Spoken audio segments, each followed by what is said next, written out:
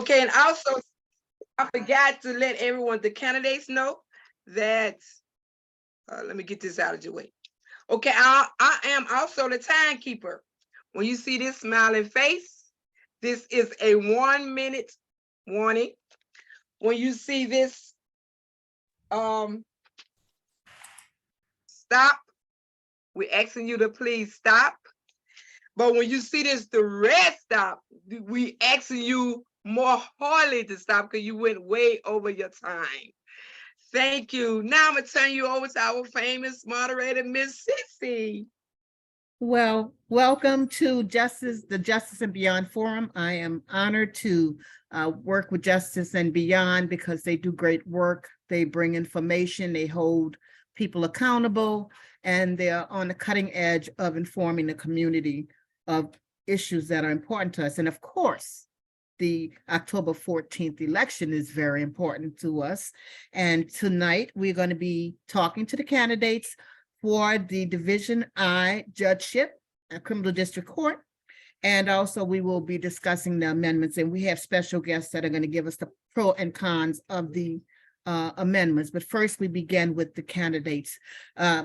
Each candidate will have a minute to tell us about themselves. So let's begin with Attorney Talia.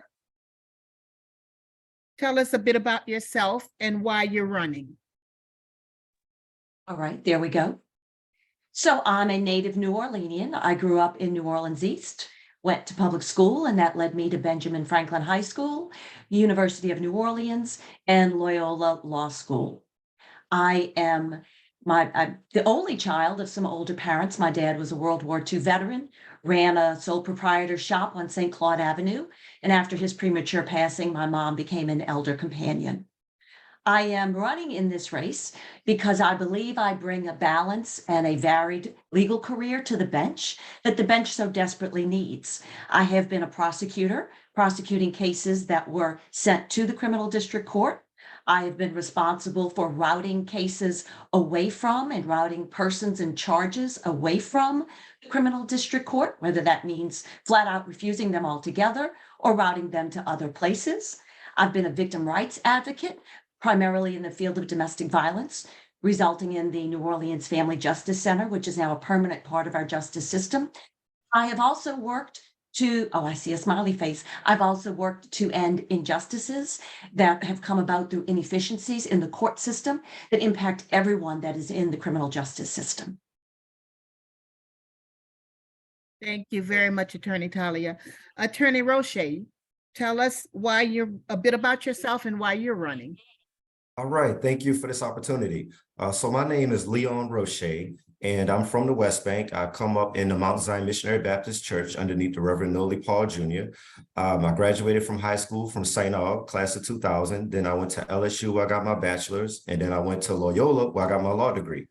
When I left Loyola, I went to the New Orleans Public Defender's Office, and I was there for 13 years. I don't believe the type of representation a person receives should be based on how much money they have. I think everybody should have a great representation, and that's what I provided for 13 years at the Public Defender's Office. I've had over 100 trials. I've represented over 1,000 people in the city of New Orleans. I've had every kind of proceeding in court you can think of, from motion hearings, preliminary exams, trials, plea deals, rule to show causes. You name it, I've done it. So I have a wealth of experience practicing at criminal district court. And I just want to make sure that we have fair trials and fair proceedings. I want to make sure we hold those people accountable that's committing the crimes of violence.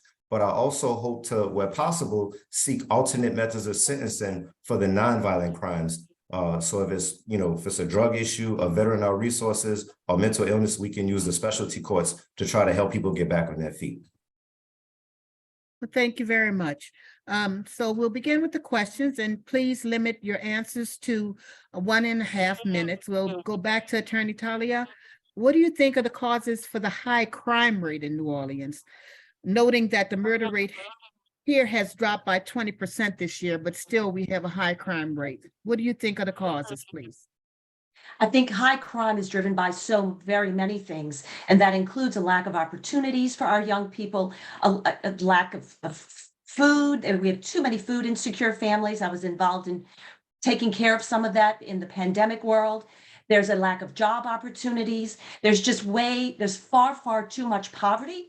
And there are not enough opportunities for our young people. And historically, we've seen, not only in New Orleans, but across the country, we see that when budget crises strike a city, the number one thing they go to is we're going to cut the programs. They cut the parks, they cut the arts, they cut all the things that keep our young people busy and they keep their minds alert and to keep them thriving. And then once that happens, people have to turn somewhere to survive.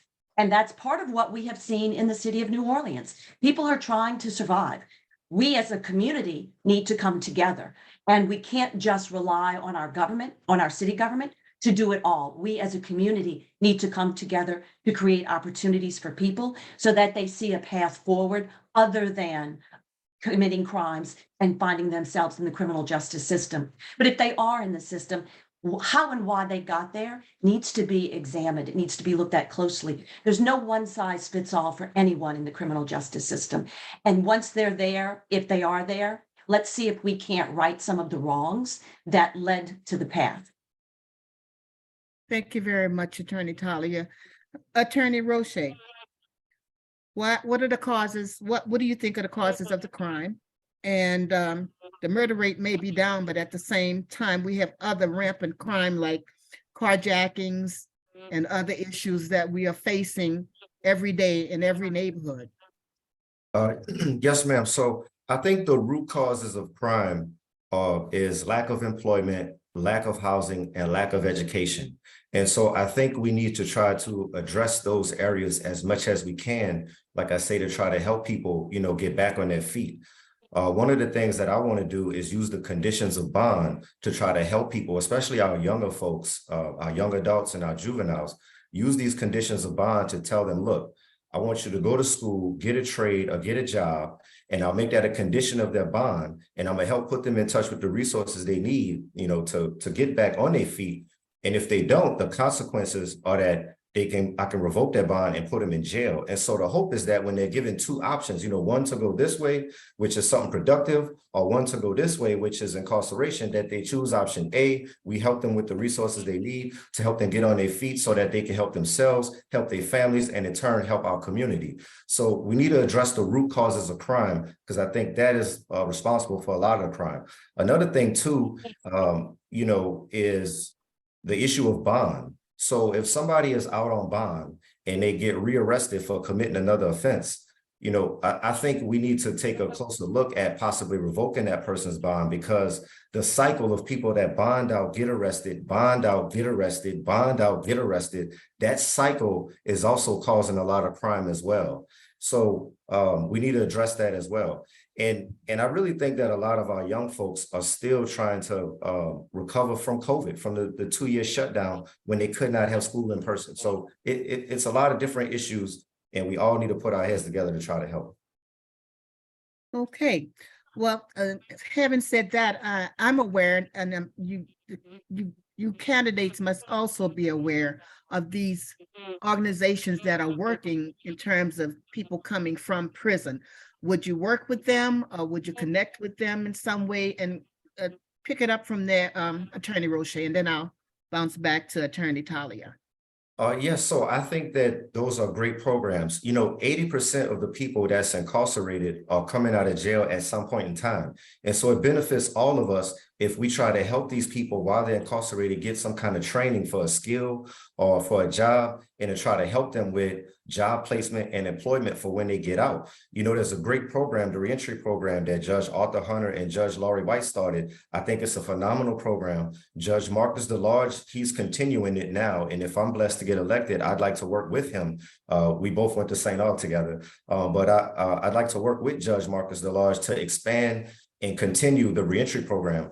Because like I say, if we can help people, with the resources they need while they're incarcerated, they're less likely to enter into the cycle of recidivism that leads them going back to jail, and committing these crimes once they get out. So I'm a proponent for, programs to help the incarcerated. I'm also endorsed by the VOTE organization, which does a lot of work to help formerly incarcerated people and to help our community. Norris Henderson has endorsed me as well as the VOTE organization. And so, I think that those are great programs. I think we need to have more of those programs. And I'm a proponent for trying to definitely help people get back on their feet so that they don't go back into the same, crime that led them into getting there in the first place. Thank you. Thank you. Attorney Talia. I would What do you have absolutely to do work with. to help people who are returning home? I would absolutely work with any organization that is helping people re-enter society. But we could back up for just a moment and look at what's being offered to people who are in prison system. They need to work on a skill and an education. They need to be provided opportunities while they are incarcerated. We can't wait until someone comes out.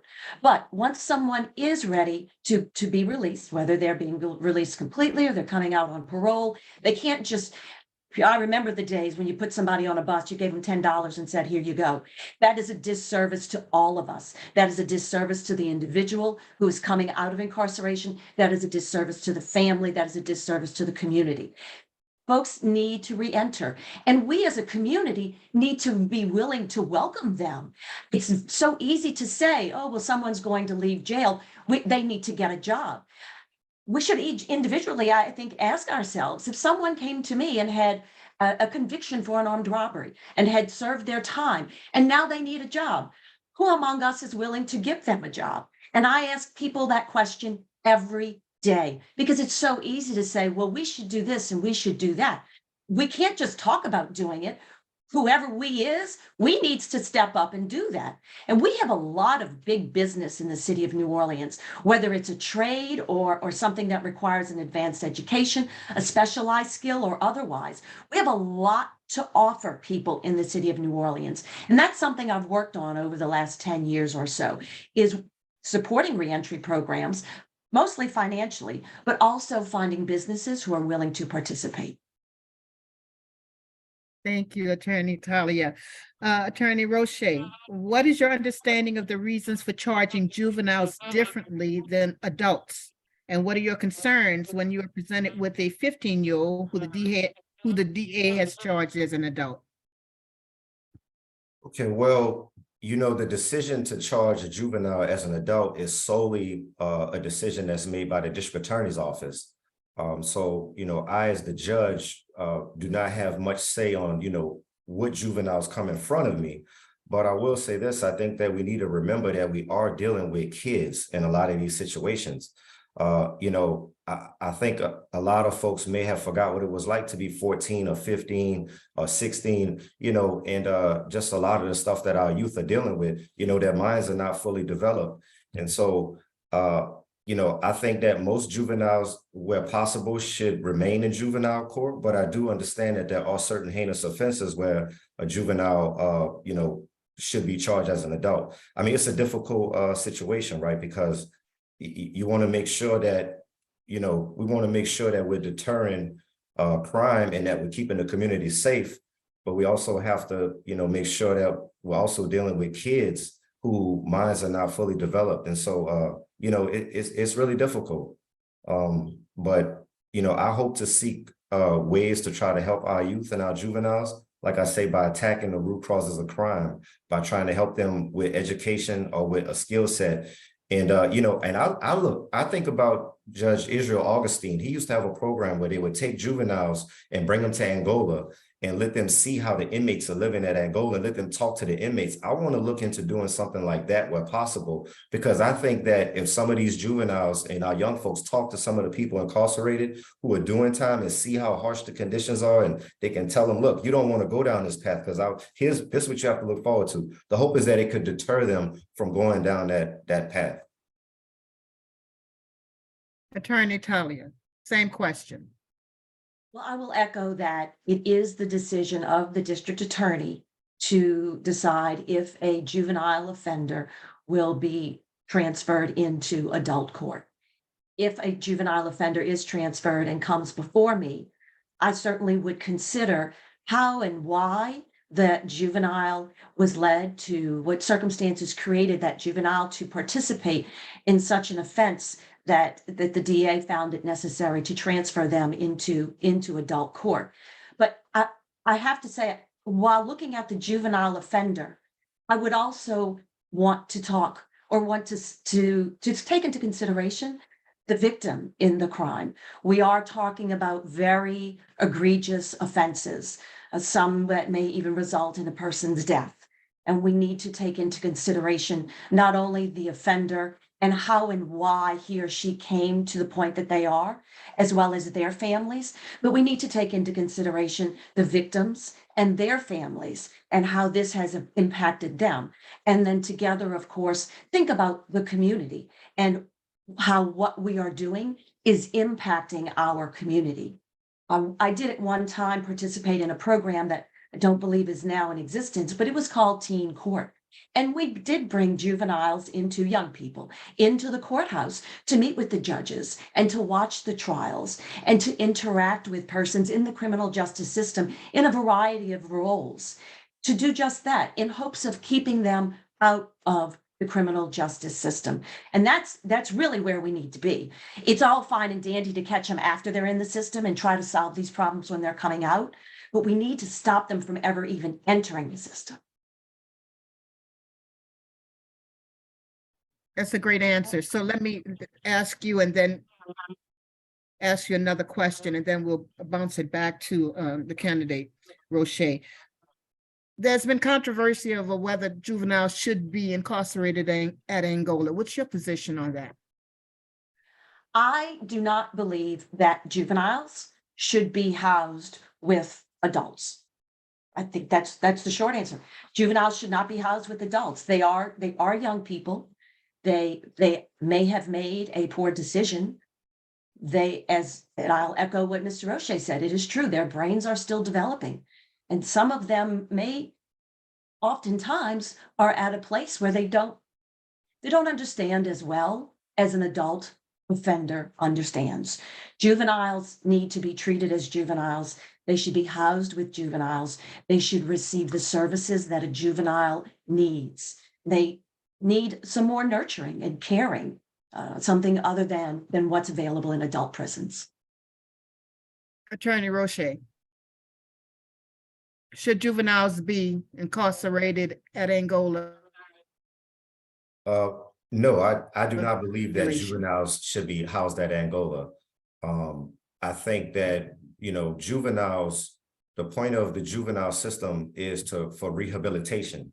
And juveniles need certain services that cannot be provided at, Angola, keeping kids in solitary confinement, spraying them with mace, not letting them have classes and not teaching them anything productive. That's all horrible. And that's reserved for adult prisons. We shouldn't. So no, I do not think we should have kids and juveniles housed at Angola being treated like adults. I think they should be at a juvenile facility where they can get the classes that they're required to have, where they can have the extracurricular activity that they need, so they're not housed in solitary confinement. And so, and so that we nurture them as the kids that they are. And I can tell you this, in being a public defender and working with clients, when a lot of times some of my clients who are housed at adult facilities, they learn how to do even more crime and how to be more sophisticated criminals when they're housed, at these adult prisons around, experienced criminals, for lack of a better word. So no, kids should be housed at juvenile facilities. I do not agree with holding them in Angola. And I think that the kids suffer, and I think we can do better as a community. Okay, let's ask you the next question, and we'll go back to Attorney Talia. I think you guys have both answered this, but give me the short version of what you think are the solutions for addressing repeat offenders. Attorney Roche, you go. Okay, yes. So with repeat offenders, now, I assume you're talking about repeat people who have been convicted of a crime and they are now facing another crime? People who have committed a crime, did time, came out, going back. You were talking about the revolving door. Yes, ma'am. Yes, ma'am. How do we, what's your prescription for stopping that kind of revolving door? Yes, ma'am. So, I think we definitely need to take into account a person's criminal history. So if somebody is facing another crime and they have been previously convicted of a previous crime, then that's something that should definitely be taken into account when determining what the appropriate sentence might be for that person. You know, we definitely want to stop the revolving door, the recidivism. You know, I think we should look at the type of crime. I mean, is the person committing thefts? You know, are they committing burglaries? Do they have a drug problem? Or is the person out here committing multiple armed robberies? You know, are they committing multiple sexual assaults? So, you know, for the crimes of violence, I think we definitely need to ramp it up, and we need to make sure that people are being held accountable so that they don't continue to, you know, leave victims in the wake of the horrible offenses that some of them commit. But for the nonviolent crimes, we need to try to help people get back on their feet. You know, so if it's through the reentry program, if it's through services, you know, however we can, you know, so I think it's an individual assessment. You know, it's not just a blanket, you know, policy, not a blanket policy, it's an individual assessment. But, you know, if somebody's committing repeat offenses, they need to be held accountable, and we need to make sure that they get an appropriate sentences so that they don't just have this cycle of getting out, committing crime, getting Right. out, committing crime, getting out, and committing crime. And I think some of the concern, I think Justice Burnett Johnson addressed the man who stole the hedge clippers. She talked about pig laws, and I think it was in reference to, she did the dissent when she was sitting on the Louisiana Supreme Court over the 3 strikes you're out policy. Are we still dealing with that? Is that still a thing? Yes, ma'am. So I know the case you're talking about, the man had got life in prison for stealing hedge clippers, and I think that's horrible. They used the habitual offender statute, and they multiple billed him. Now, the district attorney, Jason Williams, initially said he would not multiple bill people, and I believe that he has since went back on that policy. But I do not believe that multiple billing people is necessarily the answer, because that prevents people from exercising their right to trial. You know, if someone knows that they can get probation if they're found guilty of a crime, they're more likely to go to trial than if they know they're looking at 10 to 20 years for the same offense, but they're under the threat of a multiple habitual offender statute, multiple bill. So that, I don't necessarily think that that's the answer either, but I do think that there needs to be a ramped up punishment for repeat offenders. Okay, Attorney Talia, same question. What do you think are the solutions for addressing repeat offenders? And what about the habitual offender law, that person can do minor crimes and end up in prison for life? Is there any advocacy that you can do around that? When it comes to habitual offenders, we have to ask ourselves why. If the person has previously been in the system, how and why did the system fail that individual? As we just spoke about reentry, as they re-entered society, how and why did reentry fail that individual? How and why is this individual back in the system? Is it a system failure, or is it something else? Before proceeding with a sentence, I would want a pre-sentence investigation. I would want someone to meet with that individual and talk to them and find out what is their situation. How and why do we find ourselves here again? Of course, if it's a system failure, then that's something we hopefully can address. If it's an individual accountability issue, that might be a little bit different situation.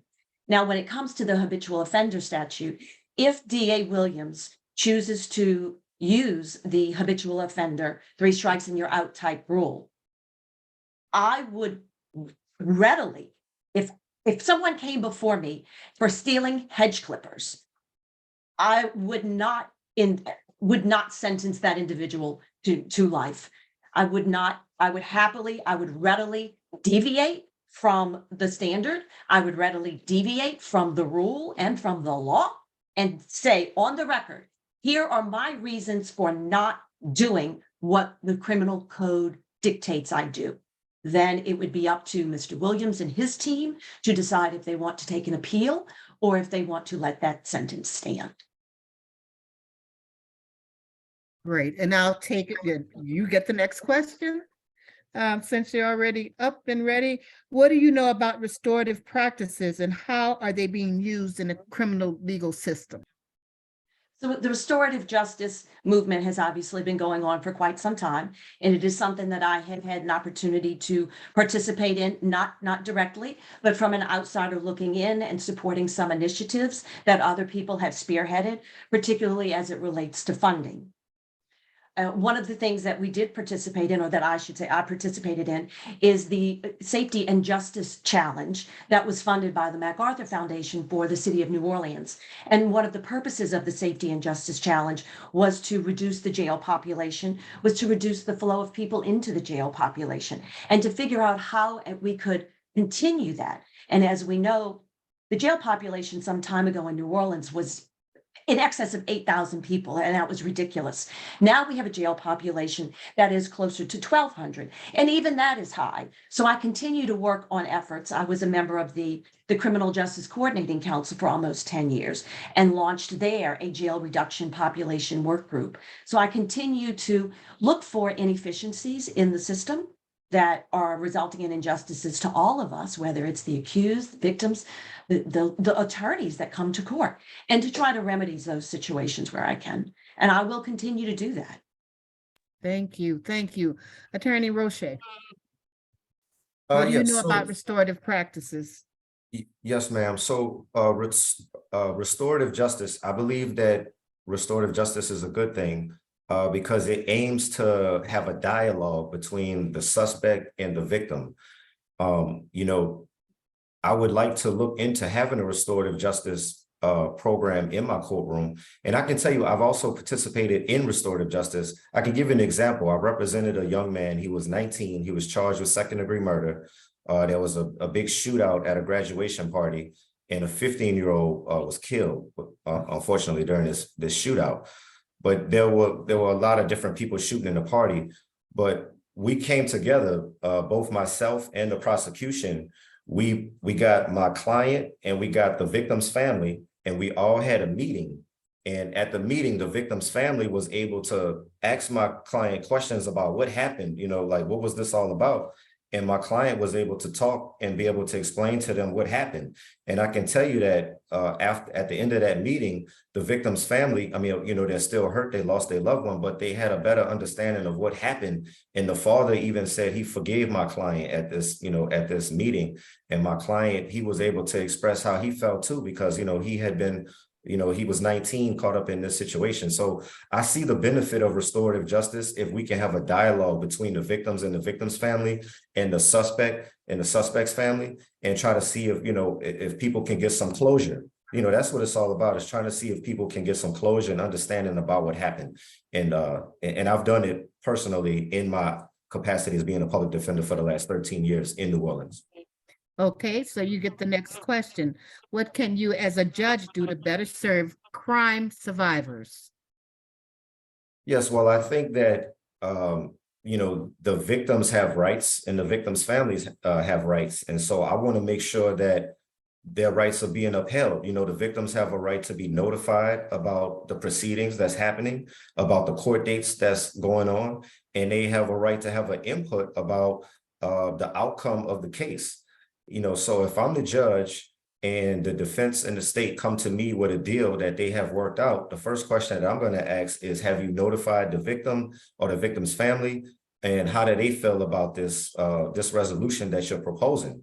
Because I want to take into account what they have to say. And if a victim is vehemently opposed to a deal that the defense and the state is trying to push forward, then I'm going to have some reluctance and probably be more prone to not accept that deal, because we want to make sure that the victims are being heard. We want to make sure that the victim's family is also having a say.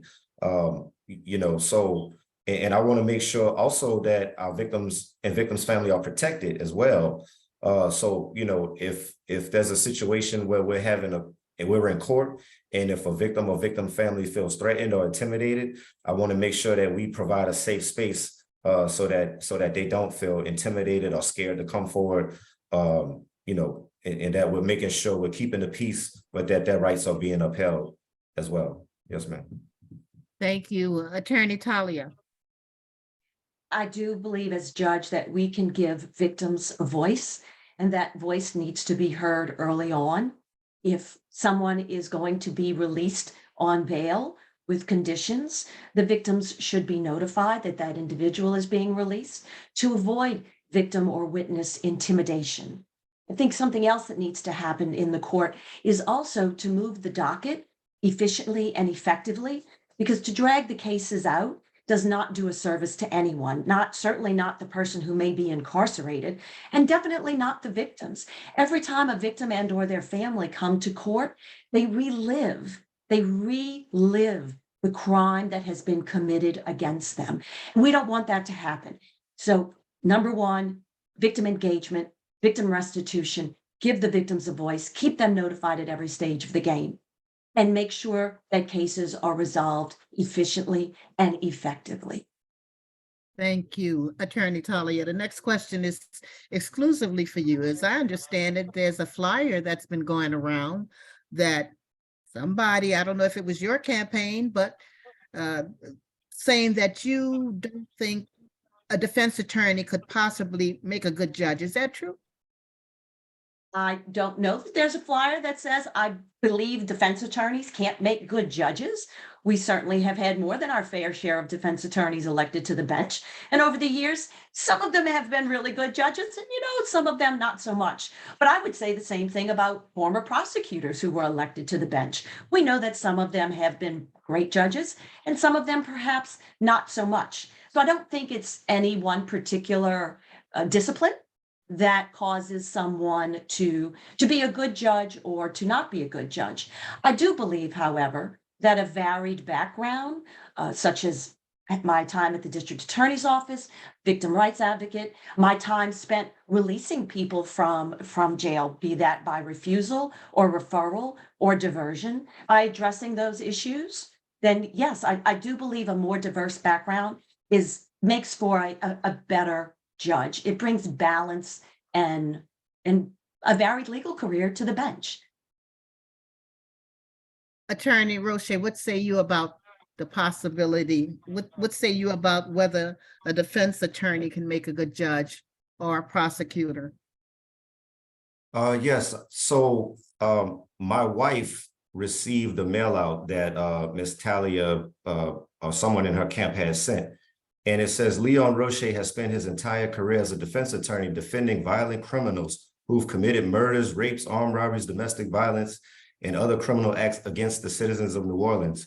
And this mail out was sent to disparage me because I've spent my career being a public defender, defending the poor people of New Orleans who couldn't pay to afford for an attorney, giving them the type of constitutional representation that they are entitled to and that every person is entitled to.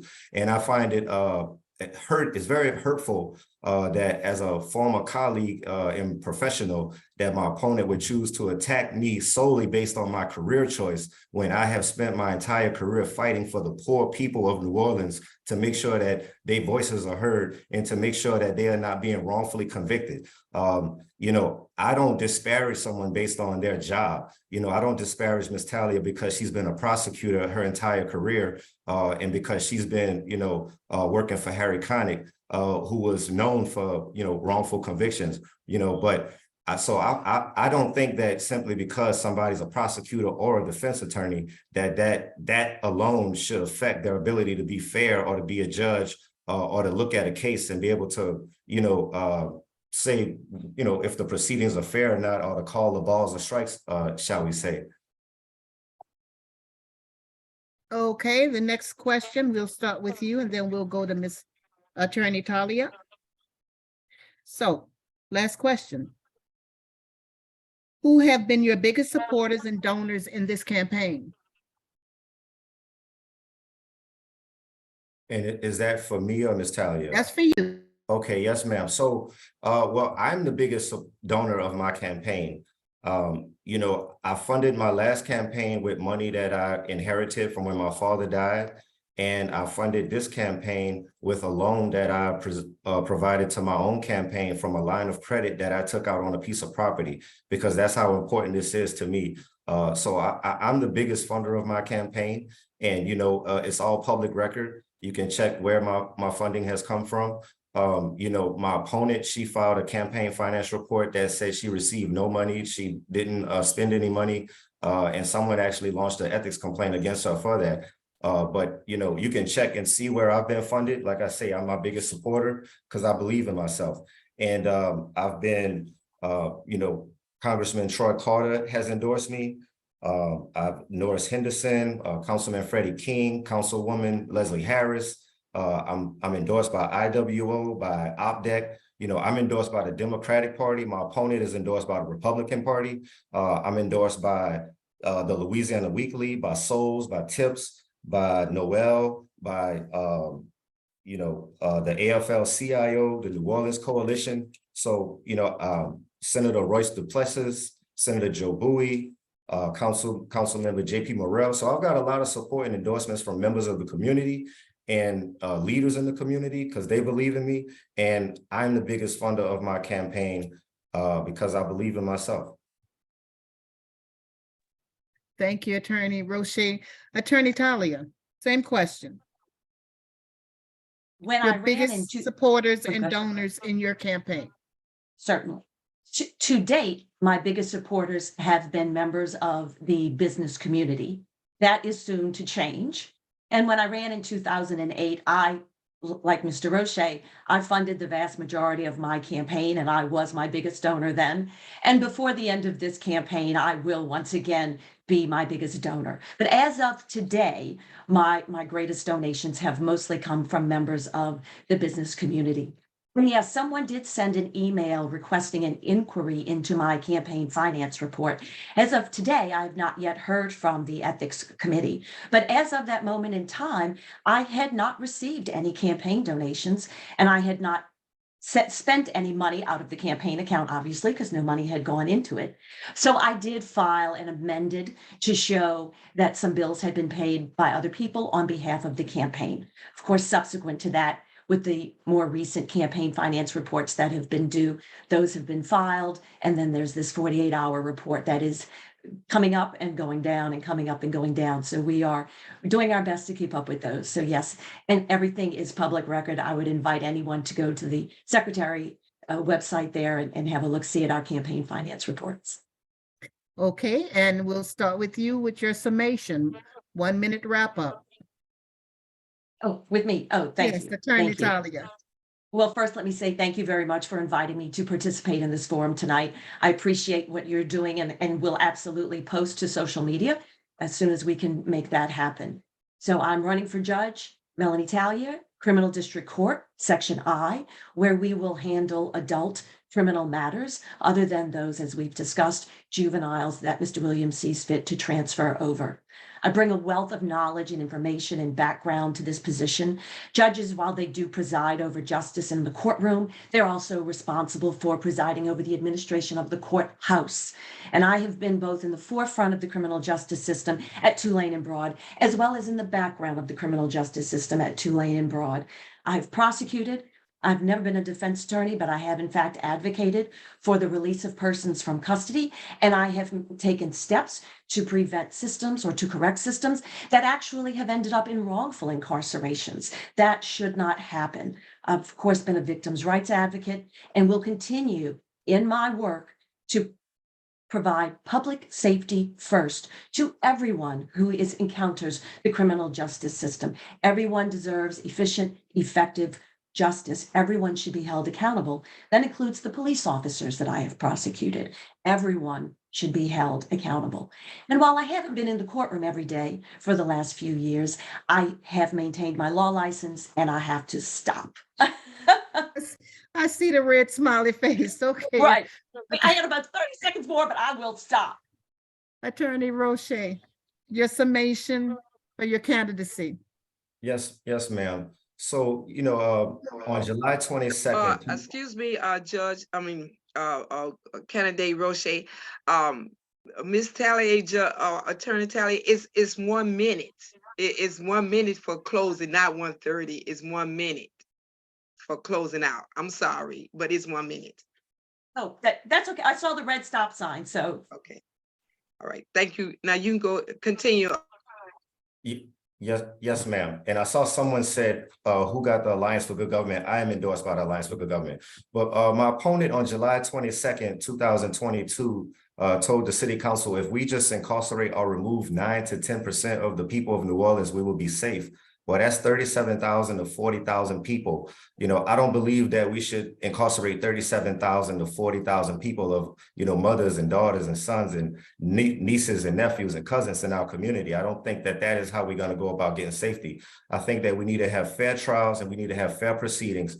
We need to make sure that we're holding those who commit the crimes of violence accountable, because those are the crimes tearing our community down. But for the nonviolent crimes, like I said, if it's drug addiction, let's send them to drug court. If it's mental health is the issue, let's send them to mental health court. If it's a veteran without resources, let's send them to Veterans Court. You know, we have these specialty courts set up that can help people get back on their feet. And that's what I want to do. I want to help people get back on their feet. I want to have fair trials. I want to prevent wrongful convictions, because we don't want to be sending the wrong people away to jail for crimes they didn't commit. No one wins in that situation. The suspect, the person sent away loses, the victim and the victim's family lose because they didn't get the justice they sought, and the community as a whole loses. So we have to get it right the first time. We need judges that know the law and that's willing to make the calls. I'm the only candidate that's been practicing law for the last 15 years at criminal district court since 2008. And from New Orleans, I'm number 72, and I'm asking you for your support and your vote. Thank you, New Orleans.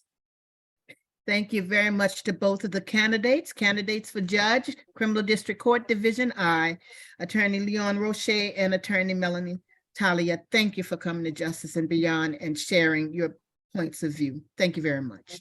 Thank you. Appreciate you guys. Okay, Ms. Valerie. Yes, ma'am. I can't, you're on mute. I can't hear you. Are we doing the amendments now, or do you need to ask questions? Are the candidates answering? We're any doing the questions amendments from the now. chat? Okay, Amendments now. okay, Yes, ma'am. all right, I got you. Okay. Okay, we're going into, I'm sorry, we're going into a very important, very important part of the October the 14th election, the ballot itself, the amendments on the October 14th ballot. We're going to read each of the amendments, and then we're going to hear from Paul Braun at the Louisiana Budget Project and Anitra Brown, the managing editor of the New Orleans Tribune, and they are going to give us pros and cons of these amendments. So shall we begin? Are we putting the amendments up or no? 'Cause I Yes, could they just put, we sharing the amendments, right, Brooke? No? Yes, we sharing. Okay, Brooke, you mute, Brooke. that's okay. I can read them. Want to do that like that? Or were they going to be in the chat room? I don't know. But anyway, let's go forward. Okay. Amendment 1 prohibits the use of private funds in the administration of elections. Do you support an amendment to prohibit the use of funds, goods, or services from a foreign government or a non-governmental source to conduct elections and election functions and duties unless the use is authorized by the Secretary of State through policies established in accordance with law? So who are we going to start with? Is Anitra here? Anitra? Yes, Mr. I DJ. am. Yes. Hey, Anitra. Hey, Cece and everyone else. Okay, why don't we begin with you? Give me the pros and cons of Amendment 1. Could I not have any pros?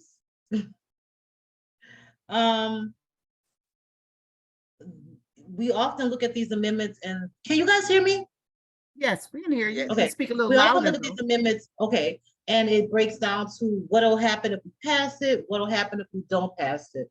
But I like to look at the, the why we're even considering it.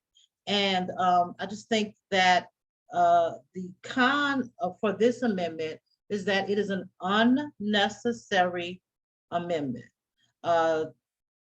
Louisiana does not accept any donations for its elections.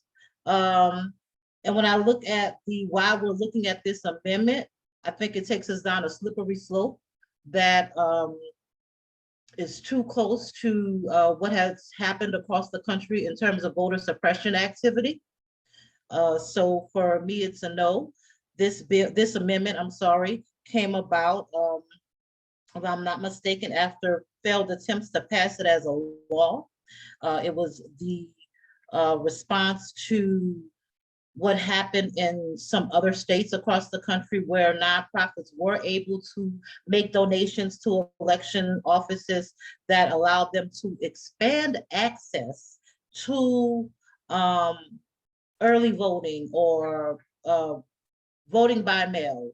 And Louisiana was able to do some of those things without accessing those funds, but when you look at some of those voter suppression laws that came out as a response to that, when I look at what happened in Georgia, where they made it illegal to give people water while they were standing in line, waiting to vote, I just think that this particular amendment is bad policy, unnecessary, and triggered by voter suppression activity. So it's a no for me.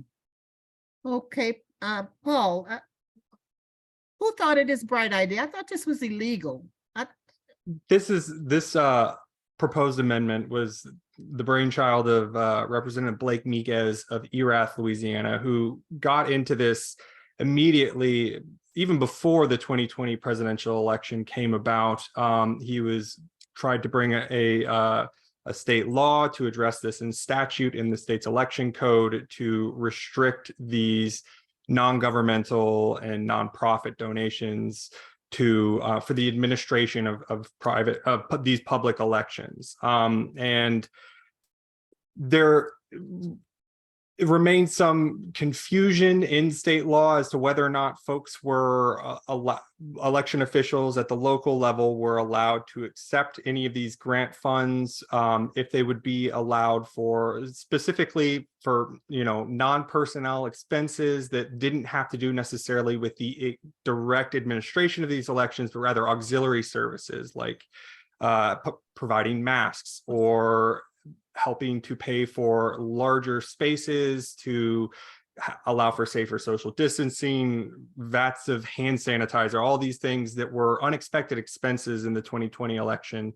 due to the COVID-19 pandemic. And we saw a strong opposition from Attorney General Jeff Landry at that time that really scared any of those local election officials away from taking this money. It was primarily being offered by Mark Zuckerberg, the founder of Facebook, now Meta, and his nonprofit, the Center for Tech and Civic Life. And that he's become a bit of a lightning rod, I think, when you look at any kind of political action, and that really ramped up the intensity in the discussion around this. Now, that attempt to limit this through statute was passed by the legislature in 2020, but vetoed by Governor Edwards. A similar bill made it through in 2021. Edwards vetoed that as well. And then in 2022, the legislation failed. And we saw this year, Miguez, an attempt to circumvent the governor's office, since a constitutional amendment would not be subject to a gubernatorial veto. He elected to put this in the Constitution. Some national context, I think, might also be helpful. Is 24 states have passed some kind of ban or restriction on the use of private funds, nonprofit donations in the administration of elections. 24 states, about half of the U.S. All of those states did so in statute. Louisiana would be an extreme outlier by putting this in the Constitution. So the approach to do so seems to be pretty clearly politically motivated and has less to do with the constitutionality and the relevance and the need for constitutional protections or restrictions in this case, and more to do with just plain old politics, which, from our standpoint, doesn't seem like a great thing to enshrine in our state's founding document.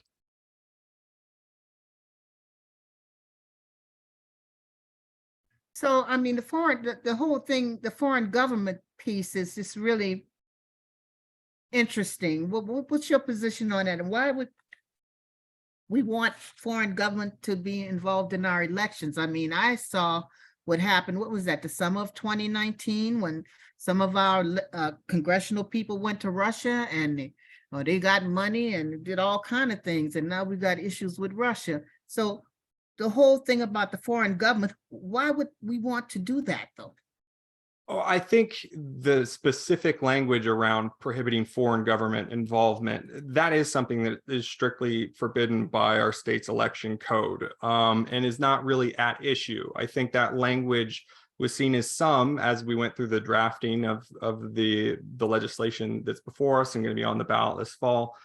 A lot of folks thought that was specifically incendiary, to put that in there as sort of a scare tactic to get people concerned about foreign interference in elections and sort of blur the lines, and have folks who have rightly been concerned about foreign government's interference in elections in 2016, and particularly on the side of President Trump in that election, as we've seen borne out by numerous investigations at the federal level. I think including that language, it was a very calculated decision on the part of the drafters of this amendment, and one that was certainly muddies the waters. But it is important to note that that really is not an issue right now. There are prohibitions on foreign governments providing any kind of essential aid in this case, and it wouldn't be a problem. Okay, Anitra, Amendment 2. Provides that the freedom of worship is a fundamental right worthy of the highest protection.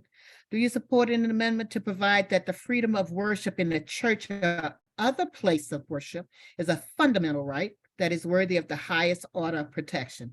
What say you? What are your thoughts? Yeah, so again, another one, and just kind of to backtrack on the last question you asked, these amendments are designed to be purposefully, unnecessarily superfluous, wordy, and confusing. So you hear something like freedom of worship being protected, and you think, yeah, that's what I'm for. But freedom of worship is already protected in our Constitution, both state, federal. This again is one of those things where you need to understand how we got here, why this is before us. And so it's another one of those knee-jerk reactions to some of what happened in 2020 as a result of COVID, when churches were shut down, and there were people who were not happy with that, were not happy with the government's role in saying, hey, in order for us to stop the spread of this deadly virus, we need churches to not congregate for a while. And so this whole place of worship, and we're not sure what that means, highest order of protection. So exactly what does that mean? It's again one of those things that was done and designed to directly have a response to what was a very necessary action that occurred. And so again, unnecessary and too far. And so again, it's a no. Oh, your perspective. Yeah, I mean, the context on this one again is key. This is born specifically out of Governor John Bel Edwards' response to the COVID-19 pandemic, and it came specifically. We heard the name of Reverend Tony Spell invoked specifically in debate around this proposed amendment through the legislature this spring. Reverend Tony Spell, of course, got national media attention when he refused to abide by Governor Edwards' restrictions and limitations on gathering size, including gatherings for religious services.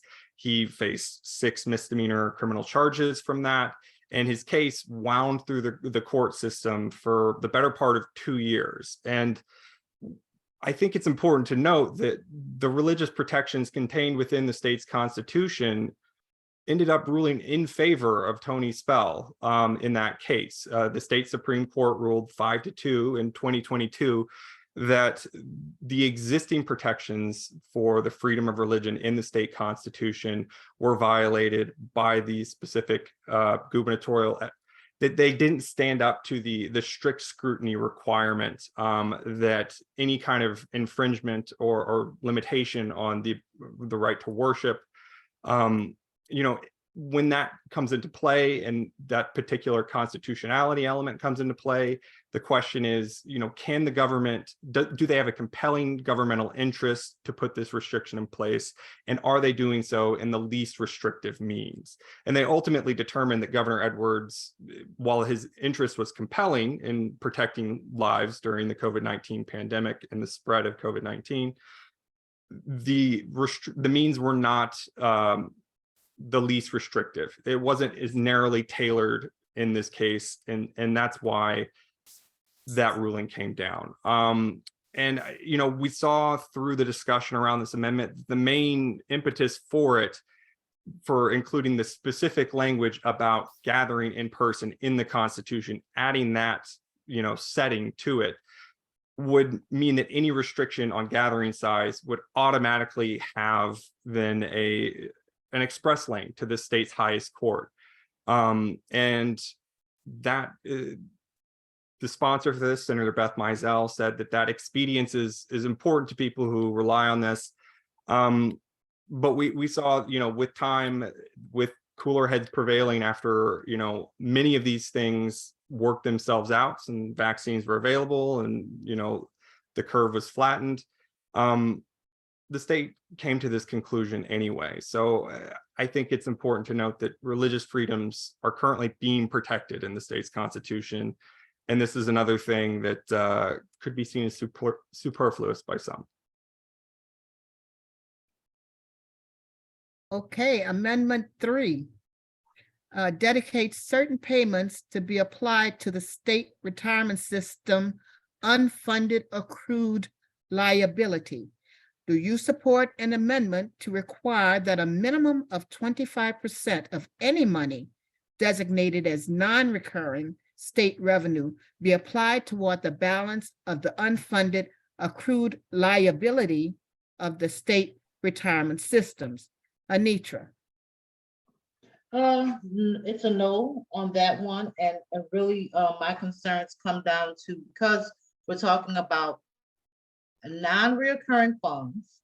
I'm afraid of any instance where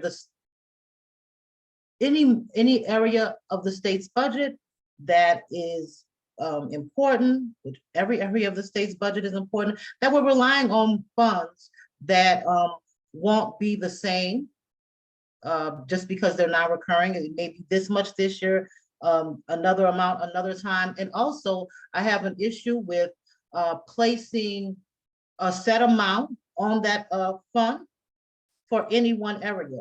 I think that the legislature and the governor needs to be able to look at needs at any specific time and allocate those funds accordingly. So those are the two big reasons for me that it's a no. If this year it's some major infrastructure projects that need to happen across the state, then maybe that's where funds should be largely allocated.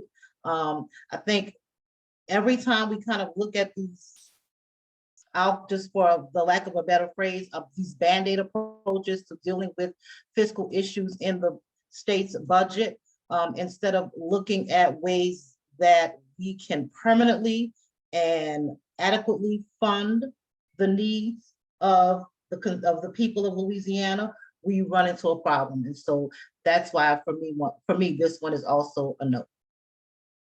Okay, Paul, this unfunded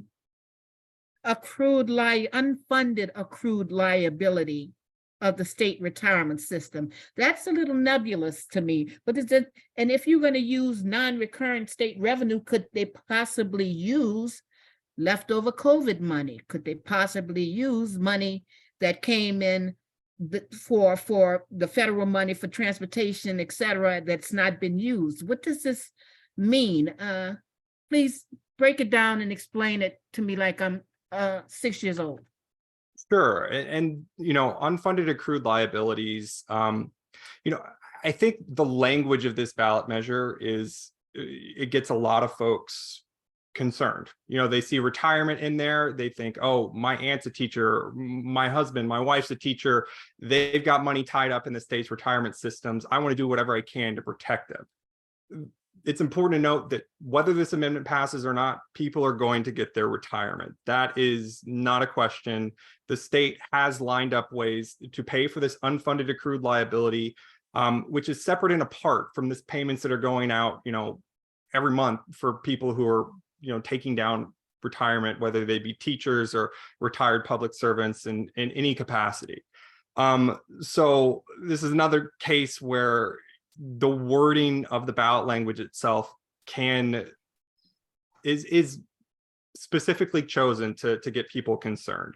Now, this is also the change that's being proposed here. The state constitution currently requires that 10% of these surplus funds already go to unfunded accrued liabilities. And there's other, line items for other specific projects.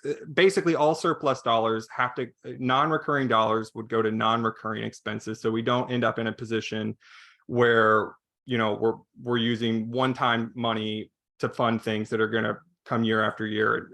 That has led us into problems in the past and is something that the state lawmakers in the governor's office have done a good job of avoiding through the last 8 years as we've really shored up our fiscal stability. But yeah, I mean, the state's unfunded accrued liability is $17 billion. That's a large number. I think that gets a lot of people concerned, but the state already has a plan for paying that off and is going to pay off a big chunk of it in 2028 already. I think Anitra, when she was breaking this down, when she nailed it in saying that essentially the lawmakers of tomorrow shouldn't be constrained by the political winds and political desires of today. And we saw that teachers' retirement and unfunded accrued liabilities and debt defeasance become a really key part of the budget negotiations that we saw this year. And it became sort of a cudgel from folks who are generally opposed to government spending, wanting to say this past legislative session that they won't want to break an arbitrary spending cap. They don't want to raise pay for teachers for all these reasons. They want to pay down this debt. And that's kind of misleading. And, it gets deep into the weeds to obfuscate what's really going on here. We at the Louisiana Budget Project, we're leaning no on amendments 1 and 2. Amendment 3, this is our wheelhouse, state finance, and we're a hard no on this. This is irresponsible, and the state lawmakers already have their hands tied by so many statutory dedications and constitutional restrictions when it comes to spending money. They need to have the flexibility to make the decisions and spend, surplus dollars in a way that best suits the state of Louisiana, best meets their needs at that moment. But let me ask you this, Paul. Give me an example of unfunded accrued liability. Give me an example. What I don't even know what you're talking about. Yes. So unfunded accrued liability, it's basically all of the retirement that they've sort of amortized out. They've projected what these retirement payments are going to be year after year, all the way into the future up to a certain point. It can get kind of confusing, but it's essentially, it's on the books. It's debt that we are expecting to pay at least $17 billion worth within a certain time period. The state has already imposed structures in the way that it deals with recurring revenues, non-recurring revenues. It is baked in all these safeguards to ensure that when those people need the retirement money, it is paid for. One of the big issues with unfunded accrued liability is that this debt, because we've bonded it out and we pay quite a bit in interest each year. We'll see some fiscal conservatives and some organizations on their side basically say that, if we could just get rid of all this debt right away, we would save so much money in interest payments that we're doing annually. And that argument is compelling, but it doesn't really hold up when you look at the fact that Louisiana has really normalized austerity spending in so many ways.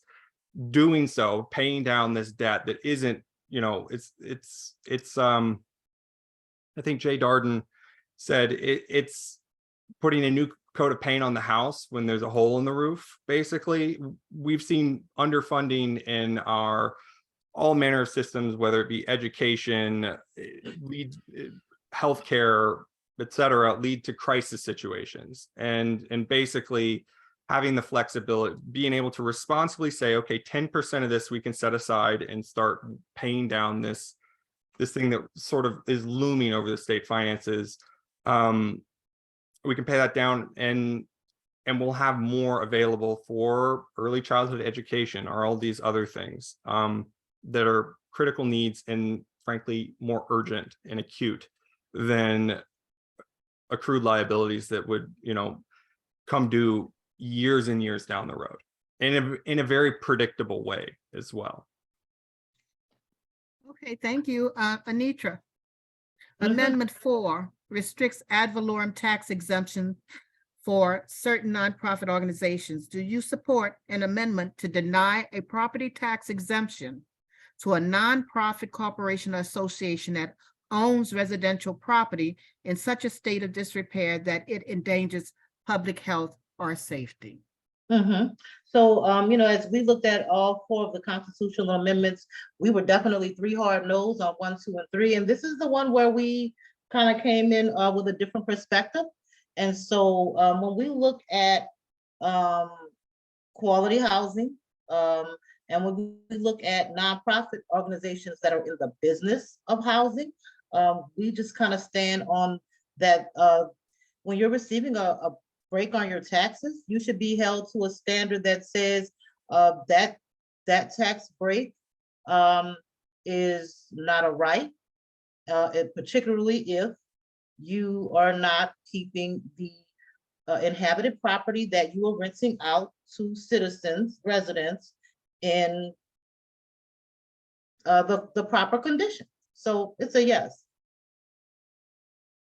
And let me go back. So it's not we're gonna pull you have to get 3 citations, or code violations, to use the correct language, before your tax break is taken from you. And there's also a process for getting it placed back in effect. So what you have here is an operation that would lend a little more accountability to those organizations that are also landlords that are also benefiting from a break on their property taxes. And we're okay with that. So yeah. Oh, your perspective. Yeah, I mean, this one, we saw a lot of amendments born out of very topical sort of news items. And this one, it came out of New Orleans, a specific landlord in this case that had nonprofit status, Global Ministries Foundation. It's domiciled in Tennessee, and has been managing really some of the worst properties, residential properties in the city of New Orleans, and has led to 40 code violations, I think, that endangered tenants' health and safety. So yeah, this response from Helena Moreno, councilwoman and former state lawmaker, along with Representative Jason Hughes, to bring this amendment would basically add a bit more accountability, put another tool in the toolbox of the city of New Orleans to be able to revoke this nonprofit status and the tax exemption that comes with it for landlords who have been derelict in their duty to protect their tenants and the public at large. I mean, nonprofit status is a huge, it is taken out a big chunk of the property tax base in New Orleans, and that's a separate conversation. We've got about 4,400 properties are tax exempt with a grand total value of about $3.9 billion. So there's a revenue discussion to be had about that. It's important to note that this would not substantially change that number. This is really targeted at just a select few, a very small number of slumlords in this case, who have been hiding behind nonprofit status, and in many cases, a religious designation for their organization. So this is, I think, a good step. It's always an odd situation when you're coming into a constitutional amendment that would apply across the state that's born so specifically out of a New Orleans specific incident. But because all of these tax exempt statuses and nonprofit exemptions are all baked into the state's constitution, even though this is a local problem, you have to have a statewide solution in the form of this statewide constitutional amendment. And we at the Budget Project see, a vote yes is the right way to go on this. Okay, guys, is there anything else you want to say about it, Anitra and Paul, about the amendments? Anitra?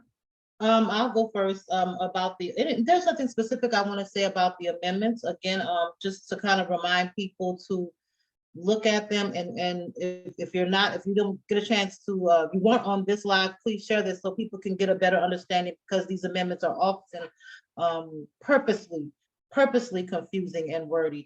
And just wanted to share some information for anyone who's out there and has not voted yet. The early voting numbers are in. Guys, they are the lowest they've been in 8 years. In 2015, it was 28,000 early votes in Orleans Parish. In 2019, it was 26,000 votes in Orleans Parish in those early voting numbers. And this year, 2023, early voting ended with just under 20,000 Orleans Parish residents voting early. So I would like to just end by saying, we have October 14th, let's get out and vote. Yeah, I think Thank you that very much. captures And it. I would like to encourage everyone to read the New Orleans Tribune. It's a fabulous paper. And Anitra is right on top of the issues. Okay, Paul, your turn. No, I mean, I was just yes and for everything that Anitra said there.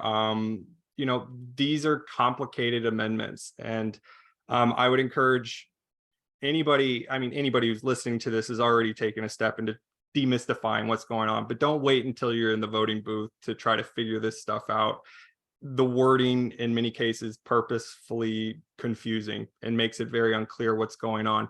There are a number of great resources out there, not just from the Budget Project and from the New Orleans Tribune, but all manner of resources available to folks who just want, in plain English, what will my vote mean on this issue? And I encourage everybody to seek those out as they're going to make these consequential decisions that, will affect our state, not just for the next 4 years, but for in perpetuity. Once you get something in a constitution, it's real hard to get it out. And I would encourage folks to do some reading ahead of time and make their way all the way down the ballot and, cast an educated and informed vote, whatever that may be on these issues moving forward. So. Thank you very much, Anitra Brown and Paul Braun. Anitra with the New Orleans Tribune, and Paul, you're with the Louisiana Budget Project. And thank you guys for coming and lending your expertise. And so what we have are recommendations for the amendments 1 through 4. We have no, no, no, and yes. Thank you, guys. Thank you so much for coming to Justice and Beyond. Appreciate you. Okay, you. Ms. Valerie. Good, Thank Ms. you. We really appreciate you all coming and explaining the amendments. I'm an early voter, so I wish we'd had this last week, because I sure got in there, got confused. Oh my God. I stayed in there like a 5-year-old reading Spanish, and I live in California somewhere. But nevertheless, we do thank you. This will be helpful for the ones who go in and vote. We do spread our forum out to 20 to 22, I think the last count of the groups we spread it out to. So this will be spread out all over Louisiana. So we do thank you for this information. Do we have What about the any? chat room? I'm sorry, excuse me. What about the chat room? Is there Yeah, anything that's what I'm gonna specific? ask. Do we have any questions in the chat, Brooke? Is Kiana running it or is Brooke running it? Or Brooke. Lane? Brooke. But you don't have no questions. So she don't have no questions in the chat. Do anyone have any? First of all, do we have any other candidates on this forum tonight? Any candidates on the forum tonight?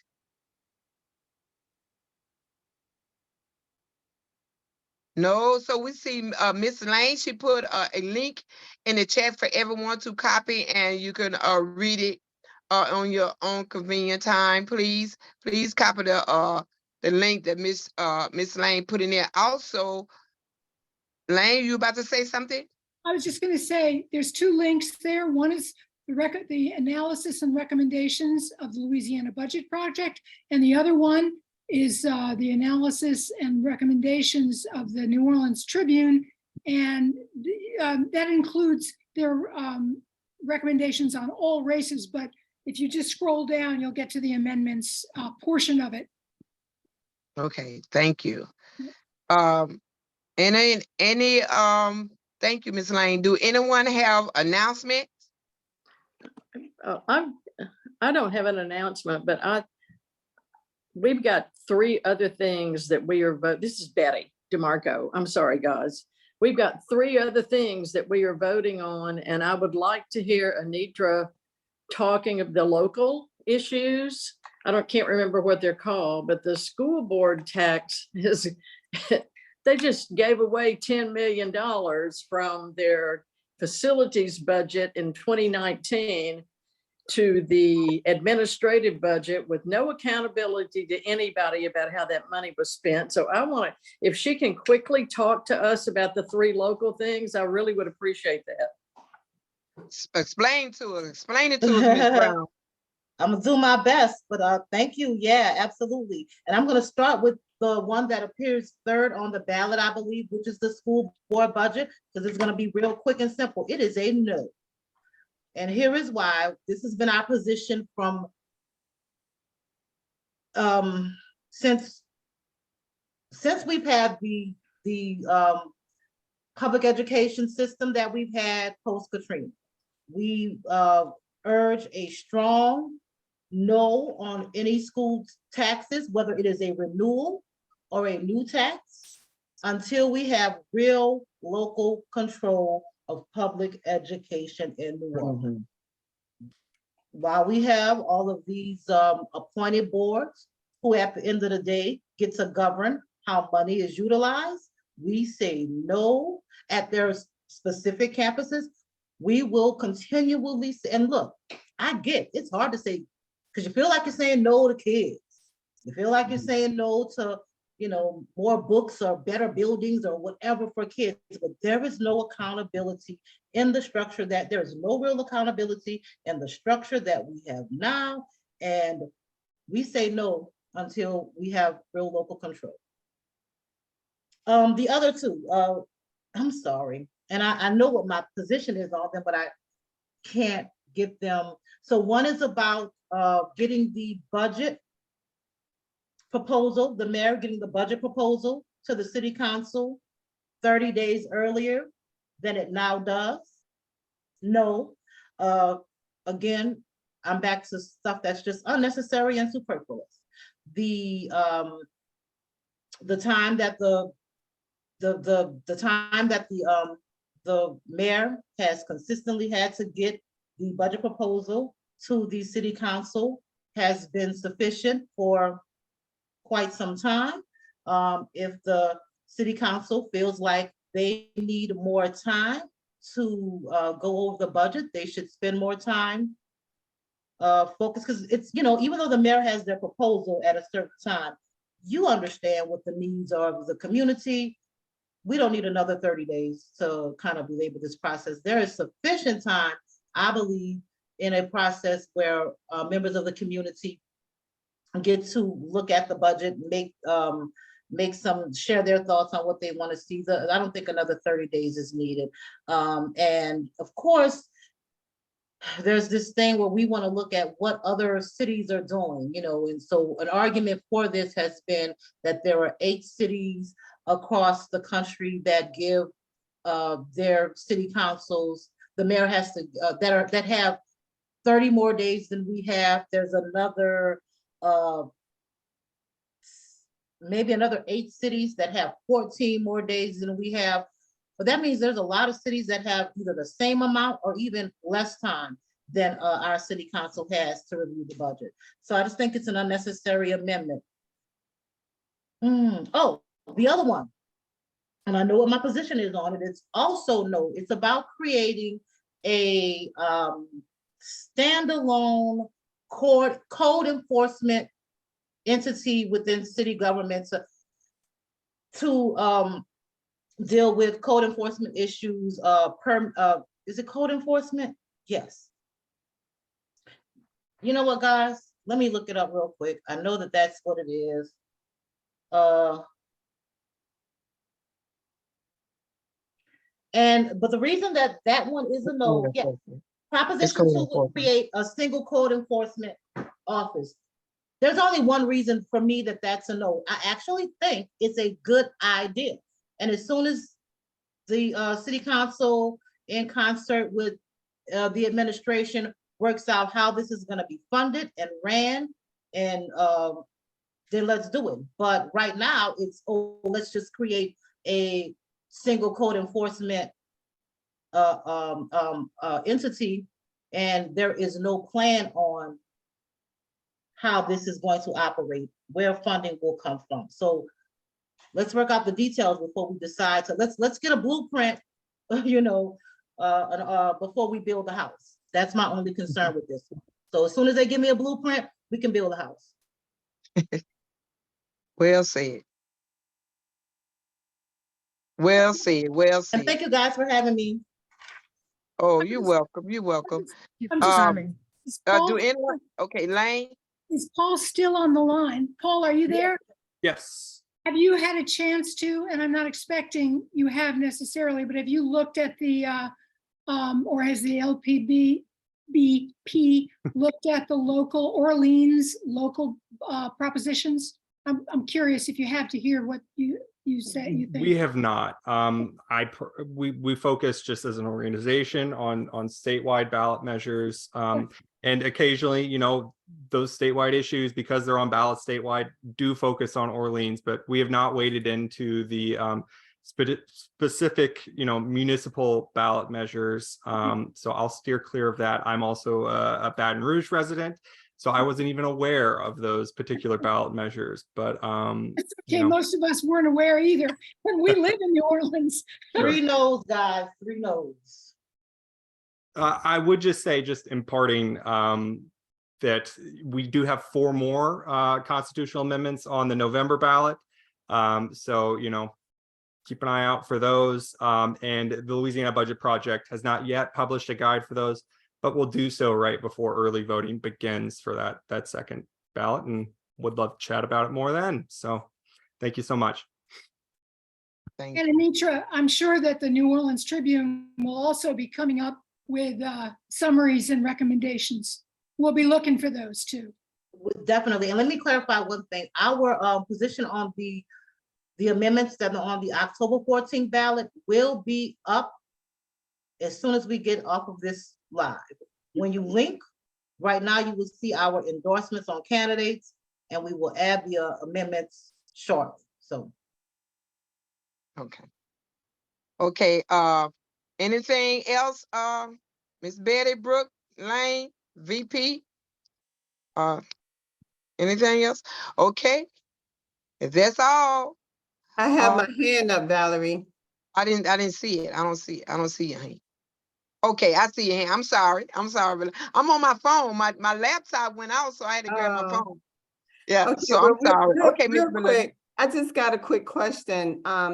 Early voting is over. Do we have any stacks on numbers and for any of the statewide elections?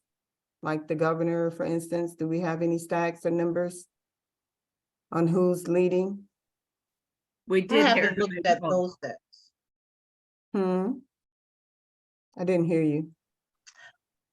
I only say that I haven't looked at any stats in terms of who's leading. I did look at the turnout stats for Orleans Parish. I'm not, Which I should. does anybody know? I don't know whether that's allowed to be, I don't think that's allowed to be published. And I would be all for that. Is that right, Betty? You're shaking your head. So that's not a number, those are not numbers that are put Yeah, the out. only thing that's Mr. released right Sweet now. just put it in the chat. Mr. Sweet just put it in the chat. Yeah, oh, okay. The polls, you know, they do have, polls report. Yeah, but you got to be so careful about those polls of Right. who they've asked. And so I'm leery. In fact, most not political, but most people who are looking at elections nowadays tell you to be leery of polls because too many of them are set up so that they will look one way and people might vote that way. So I don't. Yeah. I think they have really critical numbers, as I think it was you, Anitra, who pointed out that we're at the lowest in 8 years. That's the number to put the fear of God into us is how few people are voting early. Right, compared to the last two gubernatorial election cycles, the primaries, we are definitely low. So people need to get out and make sure they make their voices heard on October 14th. Okay. Okay, thank Okay. you. Okay, voting, y'all need to go and vote. So if there's nothing else, we want to thank Ms. CC. We really appreciate you being our moderator. Thank you so much. We thank our candidates, and especially we thank our special guests to come explain to us about the amendments. We really appreciate you, Ms. Brown and Mr. Paul. We really thank you. Hopefully we'll see you in the next coming election come November, for you can come back and explain to us again. We thank you guys you. hear We me? appreciate you. Can you hear me? Dave Oh, yes, Capasso, Dave. Community Voice right here. I want everybody to come out to our pumpkin patch at 5401 South Claiborne, benefiting the homeless. Come get your pumpkins all month long over here, and definitely appreciate the vote. On the amendments, did anybody say anything? I came on late. Did anybody say on the fact that that one about the we don't want candidates to use a kind of a bombed out house as their residence? I don't know, it seemed like a no-brainer that the houses should be a legitimate place where people live, but I still don't know why the agenda was on there. And the freedom of religion, I don't know why that was on there. Does anybody say anything about that? Or Yes. Yeah, we had a long discussion, David. Yeah, on this. go listen to the recording, David. They Okay. discussed all of it. okay, I will. Thank you. Thank you. Okay, Valerie, make sure I get the recording. I haven't been getting them. Well, we have them on our sent to you. Facebook page. Huh? They don't get sent to you. You just have to go onto the the Justice and Beyond Louisiana YouTube channel, and they're all Oh, there. okay. All right. I Okay, remember we have- now. Thank you. We have it on Facebook page and on our YouTube channel. Okay, I got Yeah. you. Thank you. Thank you. So if there's nothing else, we're about to close. Anyone want to close us out in the prayer? Okay, gracious Father in heaven, we thank you for this blessed opportunity that you blessed us to come and learn. We learn about the court system with the judges, and we learn about the candidates that run for judge. We learn about the voting system. We learn about the amendments, Lord God. We thank you. We thank you for knowledge. Bless us with your wisdom and understanding that we vote our conscience, that you lead us, for we can be better citizen, productive citizen in Louisiana. Thank you for safety. We ask you in Jesus' name we pray. Amen. Amen, everybody. Amen. Good night. Be Amen. safe. Amen. All right. Good night. Good night.